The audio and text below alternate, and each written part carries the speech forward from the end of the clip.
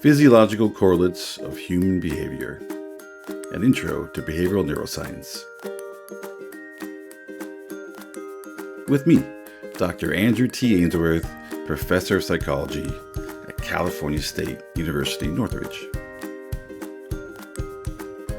Part 1, Neural Foundations of Behavior.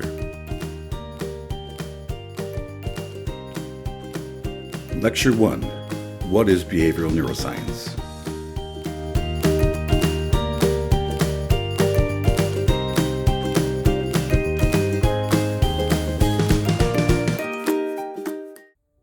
Sometimes I like to just lay here in this circle of trees we have here on campus and just ponder life's mysteries. Like, why do we have a circle of trees on campus? Like, who put them here? Did some ancient coven of witches put them here for some ceremonies? Was it pagans? I don't know, but it's so interesting that we have them. Sometimes I like to think about mind-brain duality. Like, that's where people think that our mind and our brain are two different things. So if your brain and your mind are two different things, the idea being that, like when you die, maybe it's your mind that lives on after life, if you believe in that. But isn't that the soul? Are the mind and the soul the same thing? Do we have a brain, a mind, and a soul? Are they all three working at the same time? How do we not get them mixed up? Anyway, think about that as we talk a little bit more about the introduction to behavioral neuroscience, and maybe you can decide, maybe you can figure out whether or not we have duality of the mind and brain or just all one thing. Anyway, let's get on to it. I hope you're excited.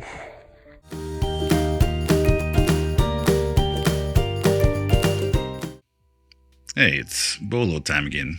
It's time for Lecture 1. Lecture 1 is really more of an introduction, just the book's version of introduction, but the first one was more of my spin on things. So let's go through these terms, and hopefully you'll be able to find them pretty easily and get all the definitions down. All right. Lecture 1.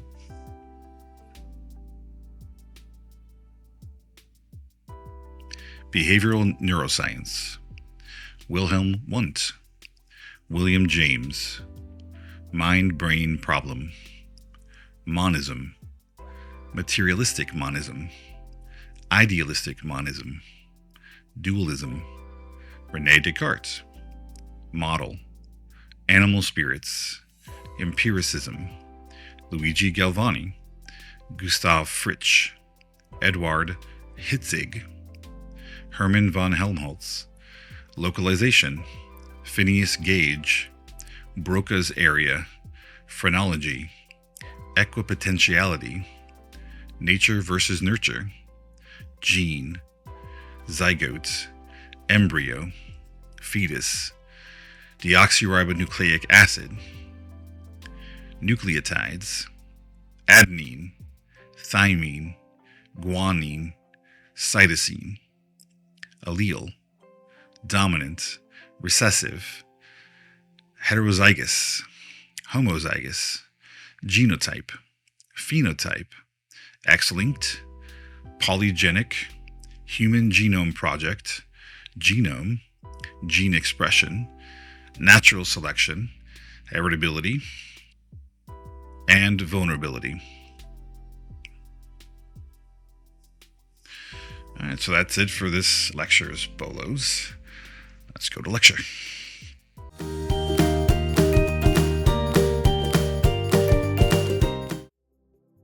Chapter 1.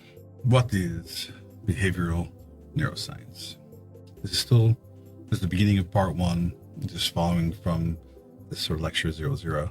This is the introduction that follows more closely to the textbook, just to cover all the bases and make sure that it's all introduced as thoroughly as possible. Got this cool scan of the brain. I love it. It's such a pretty picture. So what do you think? Is something so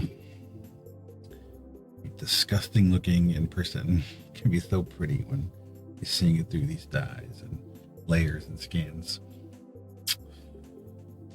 So in the first part of the introduction, chapter 00, I went through lots of different metaphors, but I left out a pretty big one.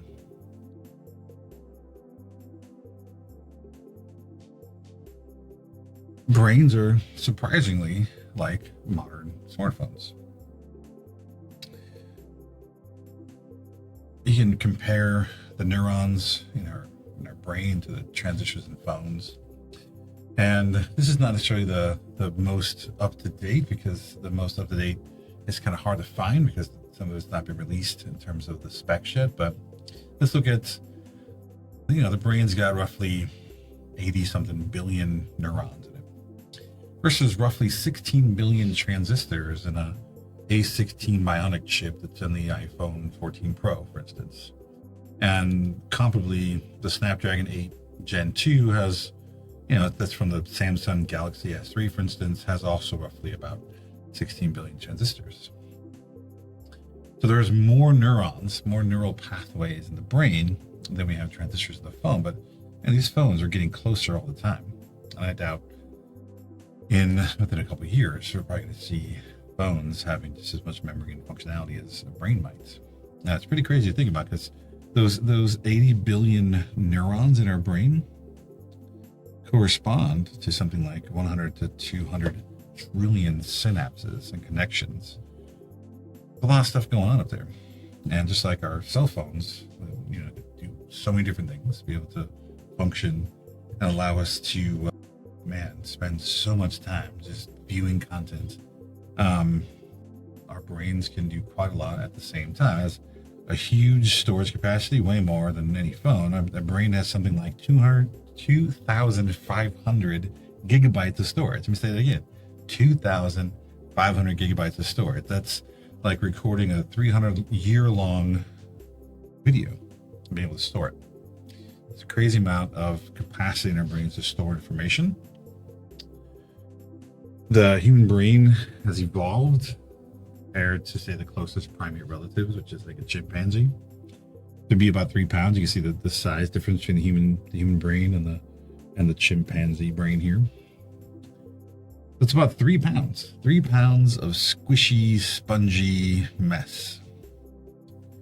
Over in those 3 measly pounds of tissue, and using only about the same wattage as a 20-watt light bulb, the brain can orchestrate 650 muscles and 206 bones. It can generate thought and make decisions. It can perform calculations. It can keep track of your location and help you navigate through the world. It can provide language capability, experience and interpret sensory stimuli, plus tons more we'll talk about all during the semester. But it can manage all the quirks that make you, and me, right? Everybody is unique in some capacity, and it's all those uniquenesses that make us who we are. That's all sort of managed by our very unique brains that make us who we are. Neuroscience as a field has also evolved. Neuroscientific research has boomed just as much as mobile technology has. New treatments and understandings of neurological diseases, emotional disorders, addictions, all kinds of stuff are coming out all the time. There's research being done constantly. The combined annual costs in the United States since, say, 2024, due to the care, lost productivity, and crime due to things like neurological diseases, emotional disorders, and addictions, is approximately $6 trillion. That's 2024 alone, 6 trillion. That's 6,000,000,000,000,000. Massive. Okay, so the costs keep increasing, but the research is also increasing, and hopefully we'll be able to counter some of those costs and be able to figure out how to combat some of these disorders as research continues.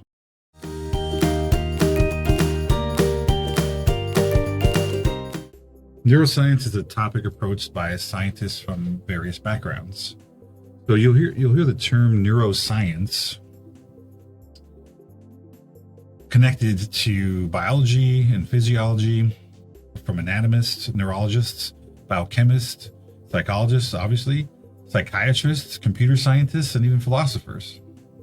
We're all talking about something similar to this idea of anything that relates back to the brain and our neuroanatomy. The difference is with psychologists and likely, psychiatrists as well, we're trying to connect those neurological signals and the organization of the brain and the nervous system back to how it affects behavior. So with biopsychology, we're really talking about behavioral neuroscience. Okay? So behavioral neuroscience is really a branch of psychology that studies the relationships between behavior and the body, and particularly the brain, even though the spinal cord also has a lot to do with how we're able to behave, especially quick reactions and things like that.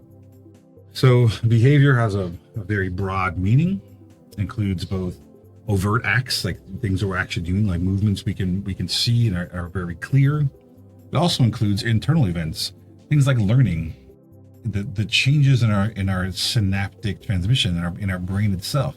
Those are all sort of behaviors, things that we're doing. We're building up neural pathways. That's all learning, thinking, emotions. All those internal things are also kinds of behavior. They're just internal state behaviors and not ones we can see as easily, which make those kinds of things much harder to measure. We can get things like cognition, right? Our thought processes is a lot harder to study than simply looking at someone's behavior. Because behavior, we can see it. We know what it is. It still doesn't mean that we can necessarily draw direct connections to the neural pathways that cause those behaviors, because sometimes that's also tricky. And we'll come back to that too as we talk about some of the disorders later on in the session. Behavioral neurosciences goes by lots of different names, and depending on the university, depending on the class, depending on the instructor, depending on the textbook, you'll hear it called all kinds of stuff. Psychologists who study neuroscience, they've also been called biopsychology, psychobiology, or physiological psychology, and all kinds of iterations thereof. They're all basically talking about the same thing and trying to get at how does our behavior connect to our brain and nervous system. Well, these are all mean the same thing. There's been some movement to classify everything under one heading of behavioral neuroscience to make it a little bit more clear that they're all part of the same thing.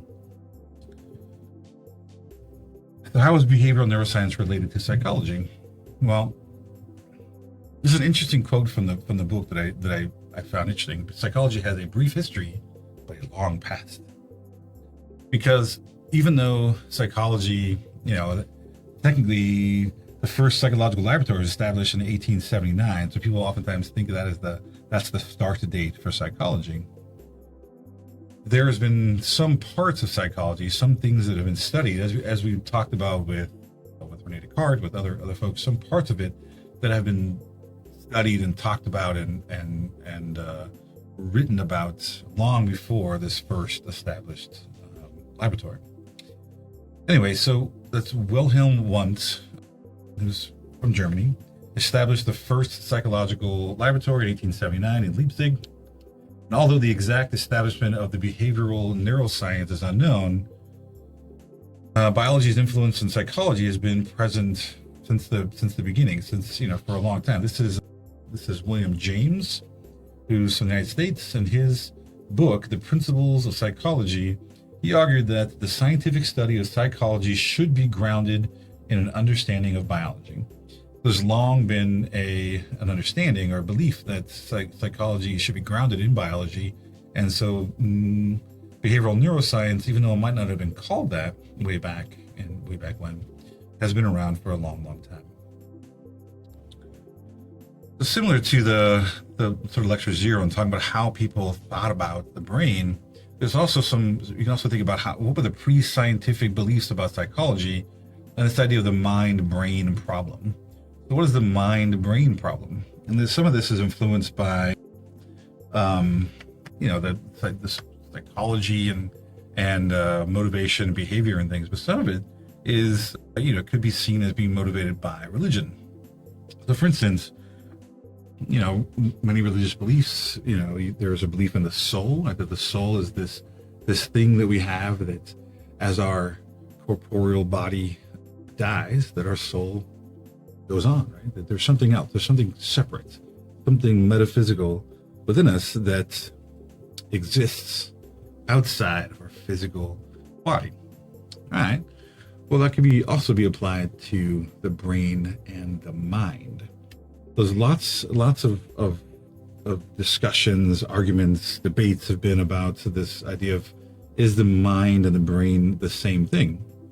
The idea is that I think people have a tough time thinking about themselves as this meat sponge in their brain, that's who they are. They're this just stack of meat within a skull. So they think about that their soul and their mind are these other entities that we are imparted with, that really are who we are. And that the mind, it affects the brain. Okay? Now, that's perfectly fine. You believe whatever you like. People believe all kinds of things. It's just, how do we prove that? How do we get to a point where is the mind and the brain something different, or are they the same thing? Are there two different names for the same physical entity? Is there a separate metaphysical part to the brain that is separate from the electrical impulses and the spongy meat that is our brain? I don't know. It's been talked about for a long time. I don't know if anybody's ever really decided for sure. So there's this mind-brain problem. Does the mind control the brain, or is it the other way around? Are the mind and the brain the same thing? This has been a question that's been asked for a long, long time.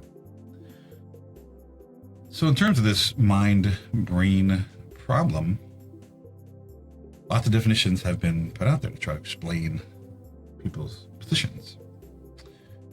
One is this idea of monism, that the mind and body consist of the same substance. It's all the same thing, that there is no separation between them. And there's really two thoughts about this, two different ways of thinking about it. I think the first is probably more common. It's the idea of materialistic monism. The brain, the body, the mind are all physical. They're all part of the same physical body, all part of the same meat and electricity that runs our bodies. But there is the flip side. There's something called idealistic monism, where people believe that everything is actually non-physical mind.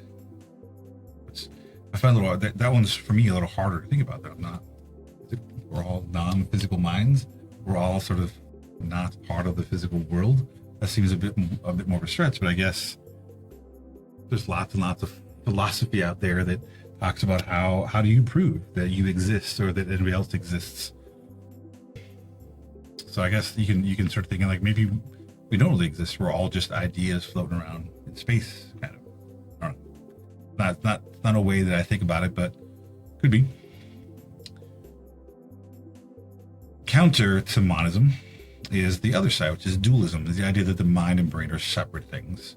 For most dualists, the body is material and the mind is non-material. The mind is akin to the soul, akin to this metaphysical non-meat entity. I keep saying meat, which sounds terrible, but it's really what we are. We're all just sort of meat and bone sacks with electrical impulses running everything.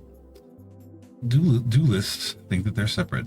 You got the physical body, it's material, and you got a mind that's separate. Many believe that the mind influences behavior by interacting with the brain.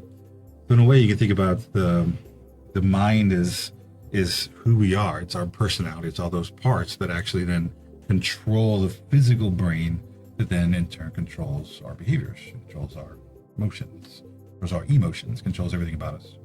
But it's influenced first by the metaphysical part of the mind. What do you believe? You may not have ever thought about it before, but again, are you a brain controlled by a mind? Is the mind and brain the same thing? I don't know. You gotta decide. So how do monists and dualists disagree on this mind-brain question? Well, the conflict did not originate in modern psychology. It's not even a real modern question. It goes back. Ancient Egyptians and Greek philosophers alike grapple with this question throughout history. And there's some examples where Plato is like one of the famous philosophers, for example, was a dualist. But his student Aristotle was a monist. So different people, I imagine they probably argued about that all the time, believing, in those two different aspects. It's like, asking, this is kind of a weird one, but the weird debates to get in with your friends. Do you have 10 fingers, or do you have 8 fingers and 2 thumbs? Are thumbs fingers? It's a weird question to think about, but if you start asking people those questions, like, do they consider the thumbs a finger, or are they separate things than the other fingers?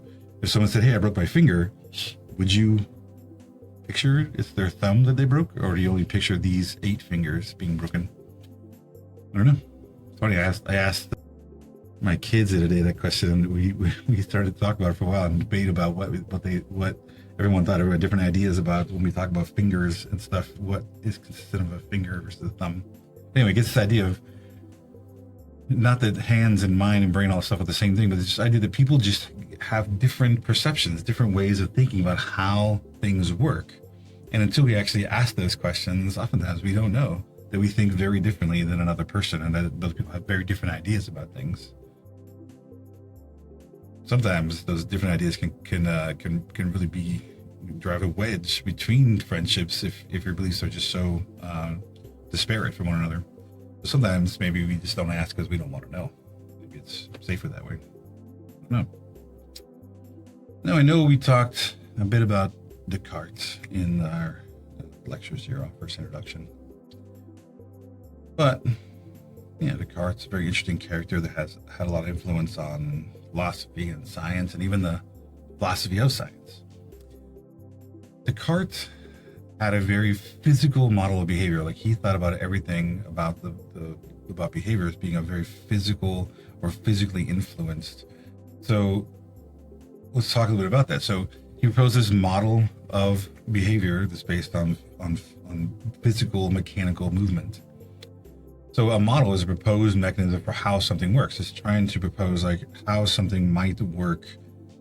And sometimes it's through a couple different ways. You can either come up with a theory, like Charles Darwin's theory of evolution, where you're theorizing something very complex, and you're theorizing about a very complex set of things. It's a very complex model.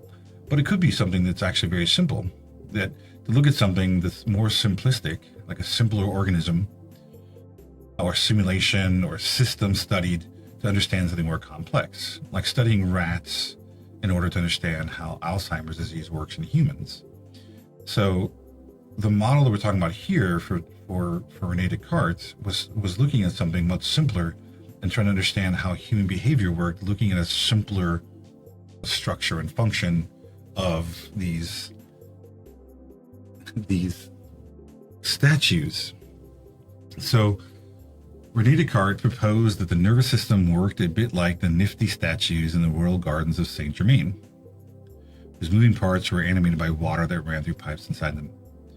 So I tried to find some pictures or something of this, but I couldn't find anything. So they may not be there anymore, but apparently I've seen multiple accounts of this where people said that this garden at Saint-Germain used to have statues that if you stepped on certain plates in the ground or moved certain objects, it would cause the statues to move, and actually created movement in the statues, like it would move an arm or something.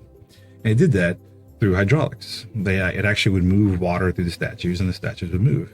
And that fascinated people, and people like René Descartes started thinking like, oh, well, if moving water through the statues can make them move, well, maybe we work in the similar way.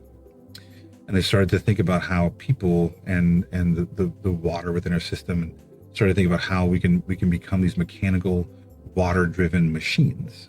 Now, it seems a bit far-fetched, but if you actually really think about it, lots of insects or even arachnids like spiders move based on hydraulics. Their movement is actually based on sort of changing water, liquid pressure in their bodies moving around. So it's not too far-fetched to think that maybe we move around or are able to operate based on hydraulics, because there are organisms that do that. It's just we're not one of those, not necessarily. So Descartes looked at these statues and with water flowing through them, and he started to theorize. He came up with this model that fluid that he called animal spirits flowed through the brain or from the brain to the muscles to produce movement. He also believed that the pineal gland was used as the pump that moved all these fluids around. So the brain controlled the pineal gland sent all the fluids, these animal spirits, throughout the body. He also theorized something interesting, that the pineal gland was chosen as the seat of the soul. He thought that's where the soul lived within the body, because it was a single organ that didn't have hemispheres, or it wasn't on each side of the body. It was the only one of the few that only has one, like the heart of the brain. Anyway, but the pineal gland only has one side. It's only one of them, no hemispheres.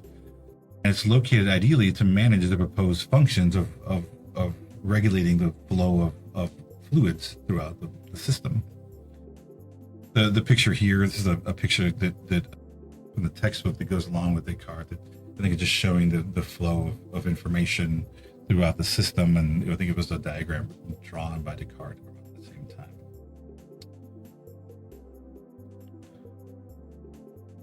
So, why do we care about Descartes' belief in these statues as a model for how humans functioned? Well, Descartes relied on a small amount of anatomical knowledge and a great deal of speculation to try to understand how everything worked, and came up with this model of physical model of behavior. However, it is represented. This process does represent an important shift in thinking to a physical explanation as opposed to a more metaphysical one of behavior, and the rise of empiricism. So empiricism is this idea of gathering information through observation rather than logic, intuition, or other means. A lot of science and history, people's beliefs, are really just the product of their intuition. They sat around. You think about, I think the term nowadays would be like armchair quarterback, right? Where these were like armchair philosophers. They would sit around and think about the world and come to some conclusions based on just what they were thinking, which is fine. But it's not empiricism. Empiricism is, let's look at events that actually are happening, observe them, and try to understand the world through observation. So the difference being something, sitting there and trying to, thinking that, I bet, stars are made of dust and, magic stardust or something like that. And you just intuitively trying to explain how things work. It's something like having an apple fall on your head and starting to understand through the observation about gravity and how things like that worked. So empiricism really is a movement forward, a movement in the right direction in terms of using observation of the real world to make conclusions, and not just relying on your own intuition or your own beliefs or your own prejudices to understand the universe or the world or the body or the brain. Not that it's perfect, because sometimes empiricism can lead us in the wrong direction too, if we tend to focus on the wrong things and put too much faith into what we're observing. This also illustrates the ways a model or theory can temporarily lead scientists astray. Now, I am saying empiricism is good. I am saying that this is a movement in the right direction. Sometimes it may lead us in the wrong direction. For instance, we already talked about it, but the rise in sort of the rise of galvanism, this belief that electricity could revive dead tissue and things, is a bit of being led astray by observing how electricity impacted things like nerves and stuff in frogs. People started to believe that you could bring dead things back to life. So that's a way empiricism could lead us down the wrong direction. And I mentioned Luigi Galvani and his partner in the last slide, but interesting also to note Gustav Fritsch and Edward Hitzig, who demonstrated the movement of dogs through electrical stimulation of the brain of the dogs.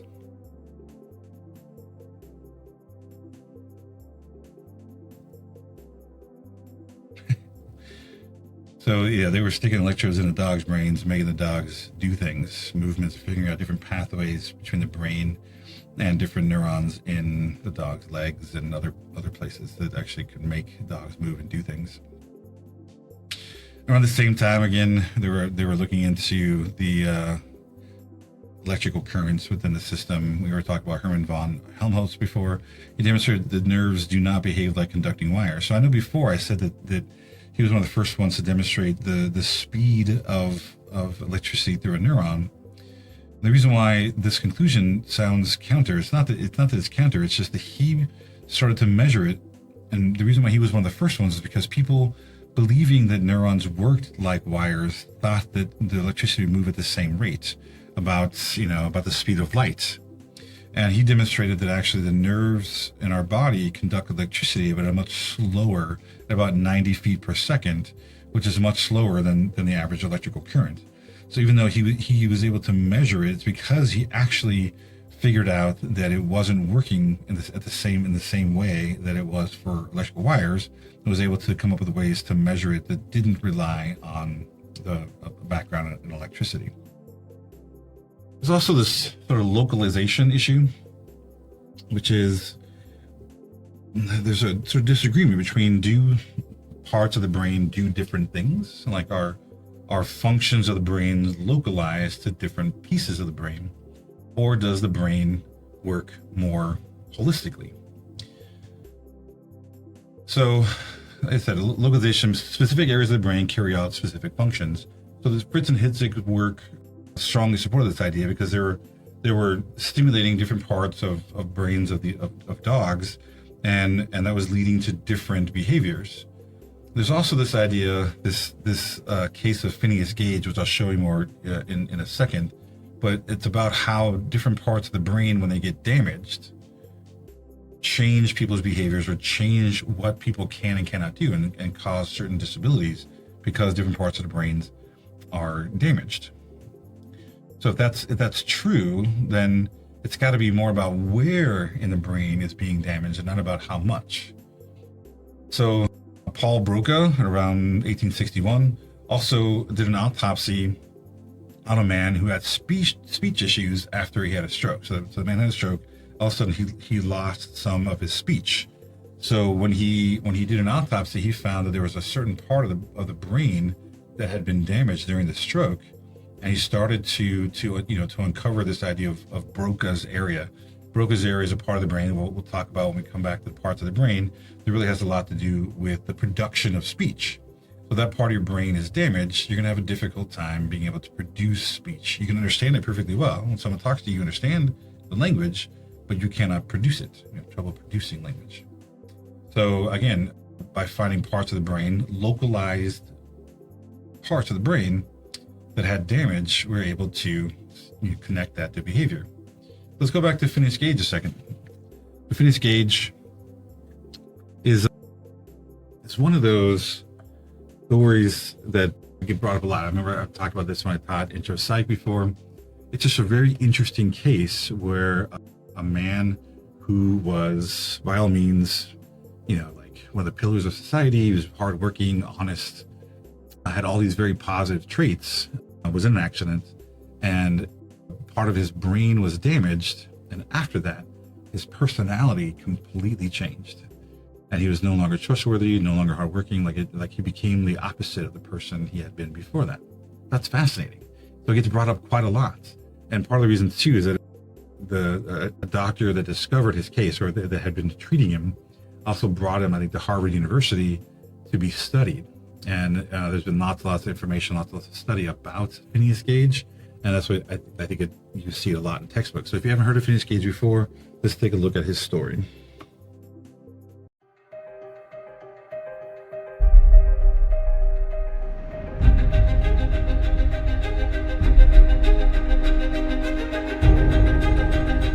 In 1848, Phineas Gage is working on a railroad in Cavendish. He's packing the powder down with a tamping iron, blowing up rocks. The charge detonates prematurely, and this tamping iron, this 3-foot 7-inch, 13.5-pound tamping iron, fires into Phineas Gage's head.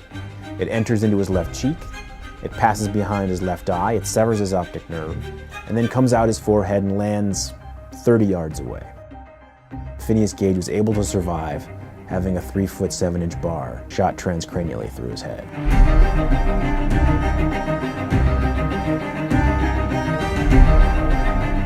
In 1850, Henry Jacob Bigelow, who's the professor of surgery at Harvard Medical School at the time, brought Gage and John Harlow, his doctor, to Harvard for an examination. Bigelow essentially concludes that this man did have a giant iron bar shot through his head and did survive, and he publishes the case in 1850.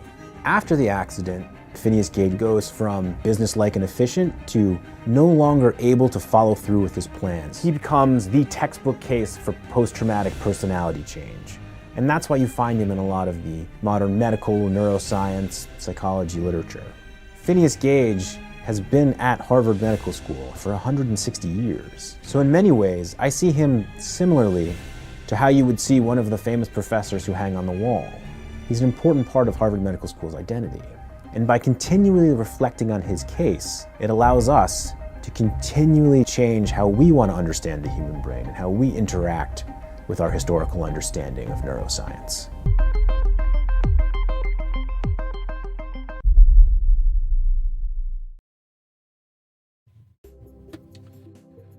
All right, I find that story fascinating.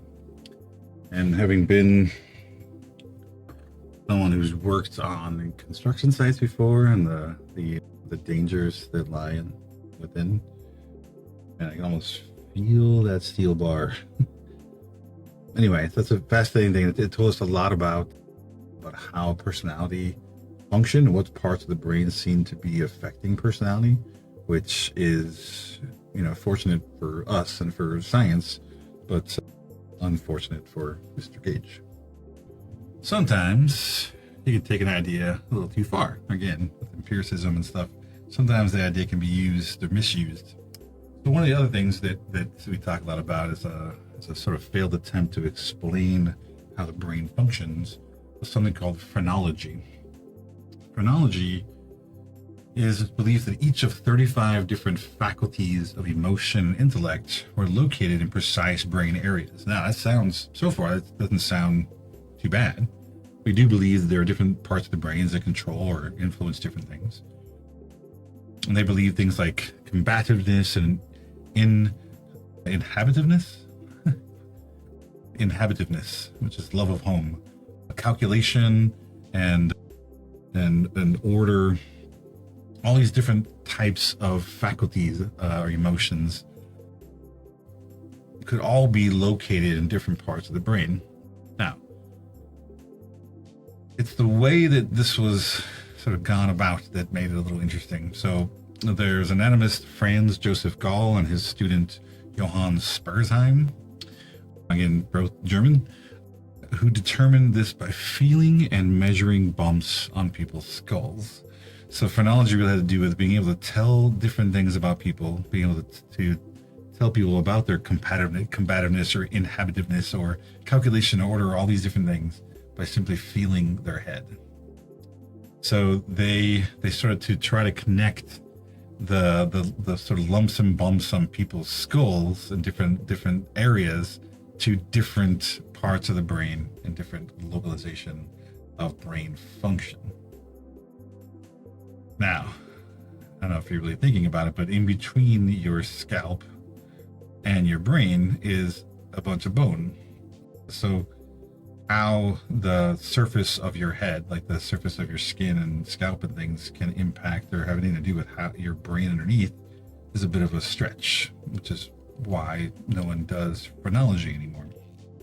But it was quite fashionable back in this time. I don't think you're going to find too many phrenologists out there anymore. So in terms of this localization issue, there was the opposite sort of belief, which is this equipotentiality, which means that the brain is equally potential everywhere and can function as an undifferentiated whole. That means that it's the extreme opposite of localization.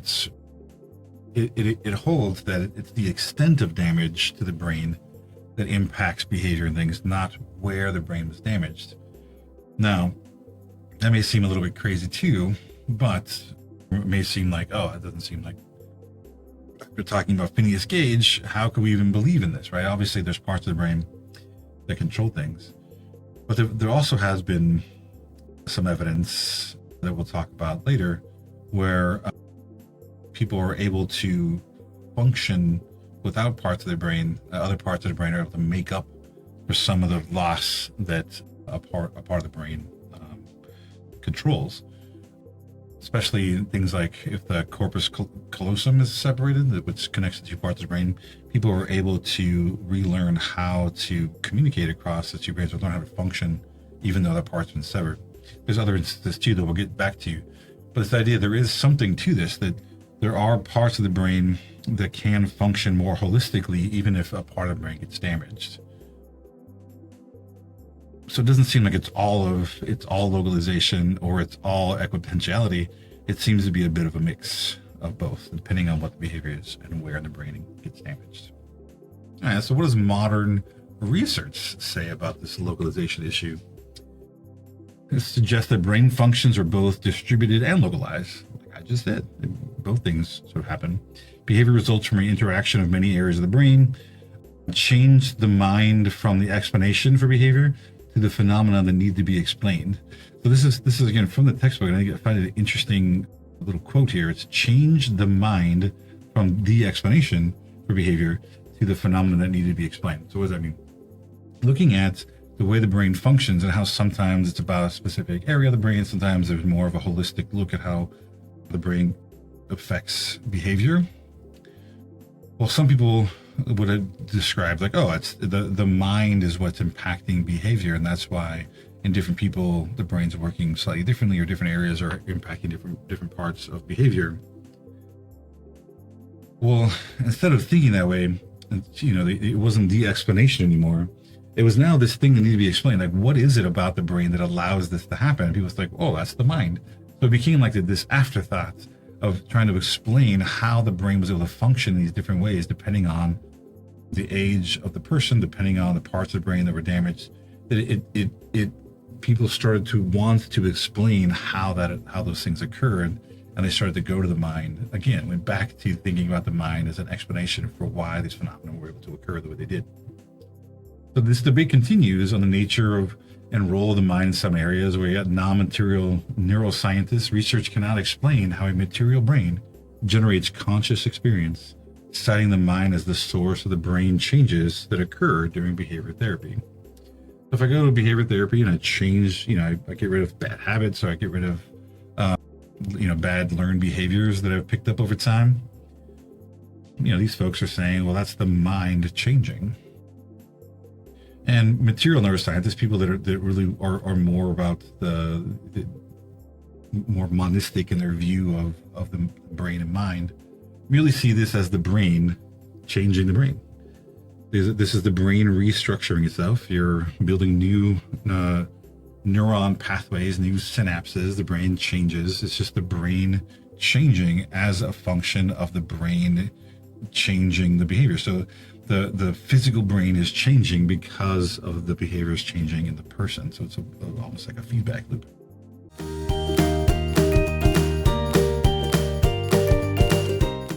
What about the good old nature versus nurture conversation? This is always one that gets interesting because, the more people argue, it's nature, it's nurture, nature is nurture, the more you realize, well, it must be some combination of two themes. So nature versus nurture, ongoing debate about how important heredity is, like your genes, genetic information, how important that is relative to the environment that you grew up in, right? So is it more about your genetics, or is it more about where you grew up, the environment you grew up in? Nature versus nurture. Fairly controversial topic in psychology, especially in regards to public opinion. It's been going on for a long time. I think most of the time we come to these conclusions about, well, it's some mixture, right? The evidence seems to be there's some portion of our behavior, of who we are, that is inherited from our parents, and some part that is unique and is a product of where we grew up, who we grew up with, and the times in which we grew up in. So it's kind of hard to be like very hard one versus the other, when it does seem to be like there's a blend of information. And I'll show some of that information in just a second. So in terms of nature versus nurture, we talk about the genetic code. We have our genes, spelled G-E-N-E, not like J-E-A-N, which people oftentimes think it is. Our genes, but these are the biological unit that directs cellular processes and transmits inherited characteristics. And that happens, during the development process, which we'll talk more about later, going from a zygote to embryo to fetus. You sort of see here, this is the fertilized egg to more multicellular structure, to starting to take the shape that we know is more sort of humanoid. But if you look at most animals in the fetal stage, they oftentimes look very similar. It's oftentimes hard to differentiate. Anyway, all these different components of development, it's the genes really impact how those things process, like your height, your hair color, your eye color, your whether or not you're boy or girl to some degree. All these things are being impacted by your genetics, and a lot of that's sort of passed through in our DNA. Right? This is deoxyribonucleic acid.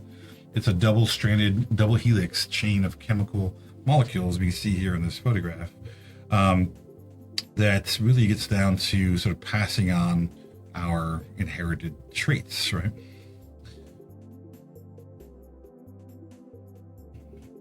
Our DNA is shape also referred to as a double helix.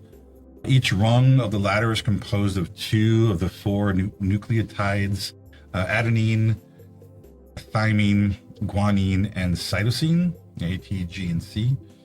That are all, each one of these little pieces here are composed of this material. The order in which these nucleotides appear forms the code that carries our genetic information. James Watson and Francis Crick were the first to publish a paper that proposed this structure. And it's really in this structure where these rungs, the microscopic level, that sort of pass on all the components that sort of make you who you are, what you look like, how you talk, everything about you is carried out in these small little components. So the genetic code, you got the zygote, right, as a fertilized egg, which undergoes rapid cell division, development on its way to becoming a functioning organism. Each parent contributes 23 chromosomes, contains 46 chromosomes in total. And we'll talk about what happens when you don't have those, if you have too many, if you have not enough. The embryo is a new organism as it develops over the first 8 weeks. You have the fetus, which is the organism at developmental stage between 8 weeks and birth. And you start to see more and more, again, it starts to look more and more humanoid. And the closer you get towards birth, the more it starts looking like a little alien, so it looks more like a baby. As that is happening, the development is actually impacted by, again, our genetics and our DNA. The genetic code contains alleles. Alleles are the different versions of each of the genetic components within our DNA. And you oftentimes have dominant and recessive. So dominant alleles produce effect regardless of which allele it's paired with. So it's dominant. If it's a dominant allele, it's good. You're going to have that dominant trait regardless of what else is being paired with on the other parent side. With recessive alleles, you have to have both recessive traits in order to see that recessive gene appear or express itself. You can have heterozygous alleles, and you got 2 alleles that are different, or you got homozygous where you have 2 identical alleles together. We could talk a little more about that too. So here's some examples here describing this picture. You have a type A parent because they have their dominant A and recessive O. So that means this parent is a type A parent, right? That's why they're type A. So I mean they have a type A blood type, even though they have one dominant A and one recessive O. This parent is type B because they have one dominant B and one recessive O. Now, you have 4 different outcomes for kids from these 2 parents. If the kid is passed on both dominant genes, the dominant A and dominant B, you're going to get type AB. So they're going to be sort of co-dominant here. If by chance the type A parent passes on their recessive O gene, or their O allele, and the type B parent passes on their dominant allele, you're going to get a type B child. Both types can be type B. If the exact opposite is true, where the type B parent passes on their recessive gene and the type A parent passes on their dominant gene or dominant allele, the kid will also have type A blood. And only when both parents pass on the recessive O genes, or O alleles here, will you get a kid with type O blood. Interestingly enough, I don't know this for sure, but I'm just thinking about it right now. That means, I think about it, I'm pretty sure I'm type O blood. I know I'm type O. I think I'm type O positive. The positive negative is a whole other part of it. Type O, that means that I had to have parents that had both. I guess they both could have also been O, but they had to have both recessive O alleles, and I got passed on to me. I just thought about it right now. Nobody even thought about that until just this moment. And I got to ask. Wonder what blood types they have. Anyway, back to it. So these all four are possible within the offspring. The text under each circle indicates which type they would have given each combination. And note that the type O blood occurs only when both parents are providing the recessive allele to the child, and therefore the child ends up being type O. A genotype is the combination of alleles. The phenotype is an observable characteristic. So, like you're looking at eye color, there's genotypes that are combinations of alleles to create eye color, but the phenotype is actually the observable characteristic of the eye color itself. You have X-linked alleles, which are produced by unpaired gene on the X chromosome.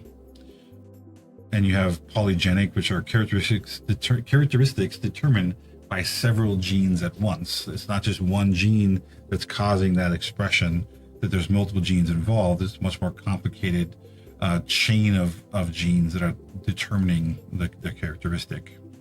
A lot of this we know because of the Human Genome Project. So it's a project with the goal to map the location of all the genes on the human chromosomes.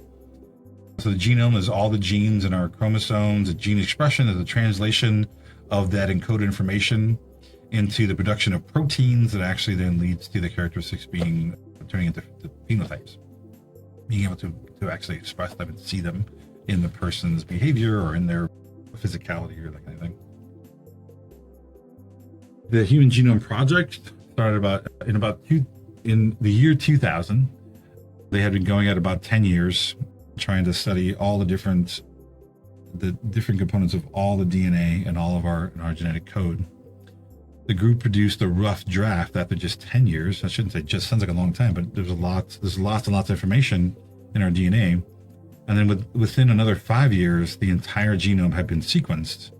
So only 21,000 genes or 3% of human DNA have turned out to be protein encoding.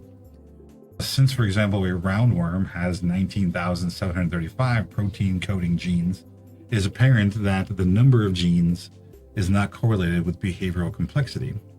So it means that even with simple organisms have lots and lots of DNA and lots of protein coding genes. So it's not necessarily the number of genes that make an organism more or less complex. There's obviously some other stuff going on. So only like 3% of human DNA actually are protein encoding. They found that of non-coding DNA, which used to be called junk DNA, they actually does correlate with behavioral complexity. Some of it is an evolutionary leftover, like functionally inactive because we don't need those genes anymore. 80% of non-coding DNA is biochemically active, and much of the active non-coding DNA alters gene expression. Even though it's not responsible for the genetic code directly, it does modify how those genes get expressed. So there's lots and lots of stuff going on. Our genetic code stuff is very complex, and we've begun to understand it a lot better since the Human Genome Project, but there's still a lot left to understand. So in terms of nature and nurture and our genes and gene expressions, we know that we inherit things from our parents. We know that there's alleles and phenotypes, genotypes, all those things all coming from our parents. So, heredity has to do with how much of your genetics is inherited from your parents. The number of genetic combinations that could be passed on to offspring is between 60 and 70 trillion. So sexual reproduction drastically increases individuality, even though traits are inheritable. So that means that between two different parents, there's tons and tons of combinations of things that can actually impact how those genes get passed on and expressed in the children. So it's not like you're not like being sentenced to have the exact same traits as your parents, because oftentimes they could be passing on traits that they themselves don't express. So there's things like natural selection, like those whose genes endow them with more adaptive traits are more likely to survive and reproduce. That's basically Darwinian theory, right? Natural selection. Genes can be turned on or off, and their activity can be unregulated or downregulated by your system depending on what's going on and what's needed in your environment. Genes also vary in effects. Some will determine characteristics, while some will only influence those characteristics. There's lots and lots of complications going around in terms of how things get expressed. And I mention this because sometimes, we view our parents and we see their flaws as kids. Sometimes we see their pluses. We also see their minuses. And I think many people start to worry that they're going to become like their parents. They're destined to be just like their mom or their dad. And they desperately want to not be that way. This is actually saying that it isn't a permanent sentence. There's lots and lots of variation in how things can be passed on from parents to children. So it's not like you have to be exactly like them, and your genetics are not going to determine 100% your behavior, your personality, how good of a person you are. None of that stuff is determined. You can make a difference. You can change things. So don't think your fate is set simply because your parents passed down their genes to you. I mean, I guess the opposite could be true too. That you want to be more like your parents, and you're desperately worried that you're not going to be like them.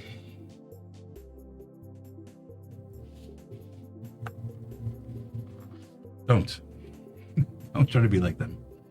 Be like you. Best thing you can do for the world and for yourself is just to be who you are and try to be the best you can be. Stop trying to be your parents. Stop trying to be anybody else. No one can be you. No one can be them. So, be yourself. Yeah, you have parts of them in you, and you share parts of it with your siblings, but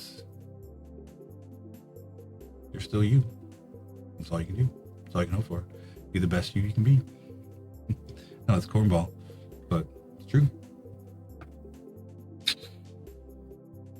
So heredity is we're talking about, destiny or predisposition.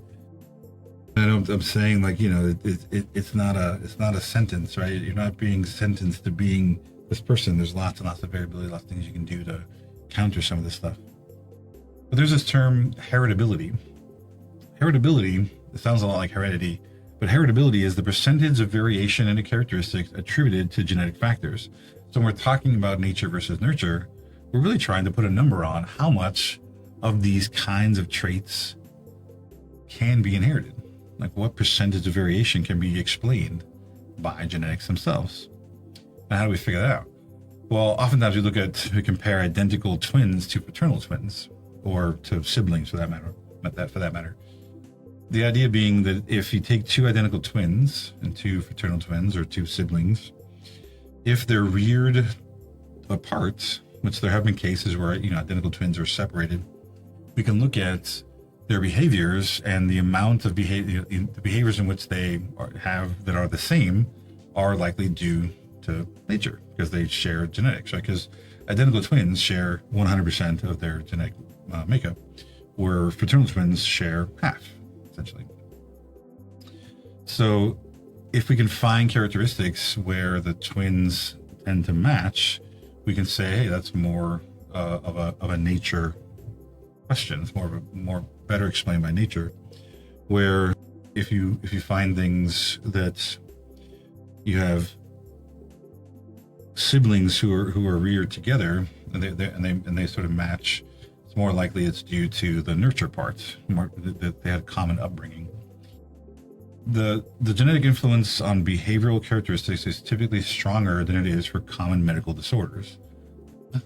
The genetic influence on behavioral characteristics is typically stronger than it is for common medical disorders, meaning that your tendency to behave in similar ways, have similar behavioral characteristics, is going to be higher for identical twins than things like common medical disorders. So, well, I'll show you a graph in a second, but about half of behavioral characteristics are attributed to heredity and half to environment.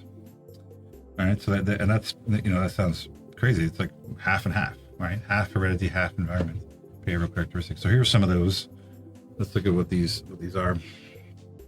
So here are some, behavioral things like alcoholism in females, alcoholism in males, schizophrenia, Alzheimer's disease, autism, major affective disorder, and reading disability. Is that what this is? Yeah, I can't read it. Reading disability, yeah. These are considered behavior disorders, and here are the medical disorders. This is like Parkinson's disease, breast cancer, chronic obstructive pulmonary disorder, hypertension, ischemic heart disease, rheumatoid arthritis, peptic ulcer, and epilepsy. So what does this show? The blue, let me put this up. The blue, that's a little better. The blue indicates identical twins, the green to fraternal twins. So if you're looking at this, you can see on this part here, the blue is higher than the green for the most part, right? Except for here. It looks like alcoholism in females, there's really not a whole lot of difference between the fraternal and identical, but it is much higher and identical for males than it is for fraternal twins. Most of this stuff, there's a much more heritable traits here because the identical twins have higher rates of concordance, meaning that they both are showing those signs. Where here with these medical disorders, there's really no difference between the identical and fraternal twins for the first three. There's almost no difference. The differences here are pretty small for hypertension and ischemic heart disease. That just being siblings are likely be as likely to have those than being identical. Then you got this one, rheumatoid arthritis. This seems to be much more heritable in identical twins. For peptic ulcer, it seems to be kind of a wash there too, because even though it's high in identical twins, it's also high in fraternal twins. You look at epilepsy, which is interesting. It's much higher in identical twins than it is for fraternal twins, meaning there's a lot that if you have parents that are epileptic, you're likely, and it's a very inheritable trait that these twins are showing much more concordance than the fraternal twins, even though it's also pretty high. Anyway, the take home here is that even though there is some concordance on this side for some of these, there's much more overall concordance for the identical twins for these behavioral disorders. Like there's much more systematically there. Here it's a mix, right? Some of them are, but some of them aren't. So it's much more consistently inheritable for behavioral disorders than it is for some of these general medical disorders. Except really seems like alcoholism for females seems to be about the same. Everything else seems to be much higher for identical twins. This is showing that these things are much more inheritable or have a higher heritability than these do, except for likely the rheumatoid arthritis and epilepsy maybe have a higher heritability. And it's kind of so fascinating.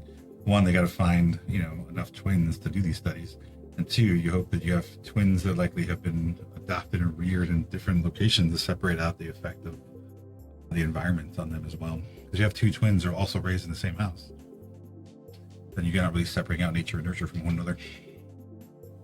There's also something called vulnerability, which is genes contribute to predisposition for a disorder, which may or may not exceed the threshold required to produce the disorder.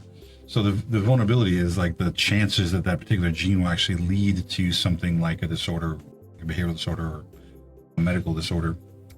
Heredity does not seem to compete with the environment, but work with the environment to make us what we are. So a lot of times, if you have a predisposition, say for something like schizophrenia, it's often something that goes undetected until something in your environment actually it becomes a stressor and actually brings out, and you start to express the symptoms of schizophrenia. And there's lots of examples like that where your genetics and the environment interact to actually lead you to express different disorders or different traits that you didn't know were there before the environment sort of pushed it out of you. So that they're competing with one another, it seems like they're working together to trigger different combinations of behavioral issues and actually sometimes positive behavioral traits too. Anyway, so the vulnerability here, just to reiterate, is the chances that the gene will contribute to some disorder. So just like there's heritability, vulnerability is the chances that having that trait will actually lead you to then have the disorder.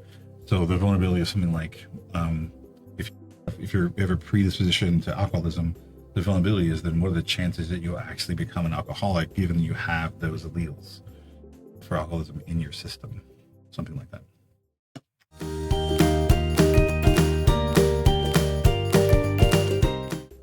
Brain science is still a frontier. We're still learning tons and tons about the brain and the nervous system each year. It's not like we're done. It's not like we figured it out and it's over. Even with the Human Genome Project, they figured all kinds of stuff and mapped the human genome, but we're still figuring out what that means and how that affects things. And you got to think about, like I talked about in the first part of this, the introduction.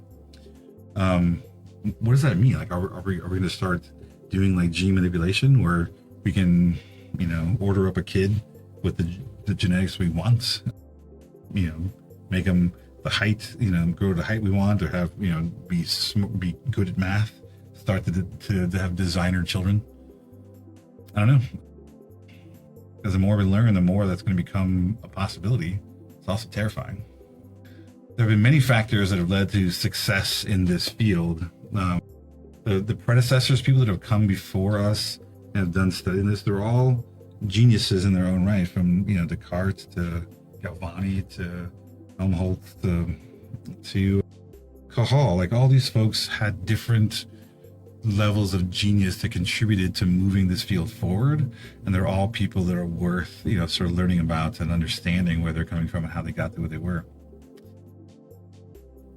The development of this field has also come along with developments in technology, not only in terms of our understanding of the brain and the nervous system, in terms of metaphors and analogies, but also just being able to study it as technology has gotten better with things. And we'll talk about that more later on. But we've discovered things like fMRIs and different better technology for studying the brain, the more we're able to understand it. This adoption of empiricism was important to start to rely on our observations and not intuition, or to allow pre-existing beliefs to cloud our judgment or our conclusions. And coming to terms with the concept of the mind.